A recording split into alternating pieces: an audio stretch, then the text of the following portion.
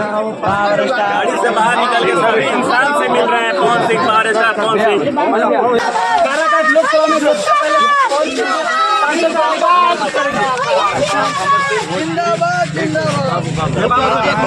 एक बात हमसे भोजपुरी में जाऊंगा। पवन सिंह काराकाट लोकसभा क्षेत्र में सिर्फ बेटा और भाई बन के रहेगा। काराकाट की जनता सांसद है और काराकाट की जनता सांसद बनेगी और जनता डिसाइड करेगी कि विकास का क्या क्या काम करना है, वो हमको करना है। पवन भैया जिंदाबाद। पवन सिंह जी वो करेंगे भैया। यहाँ के पावर स्टार पवन। भाई साइड में चलो, साइड में चलो, साइड में चलो। पवन सिंह जी मिल रहे हैं। पावर स्टार पवन भैया जिंदाबाद। भैया पावर स्टार पवन भैया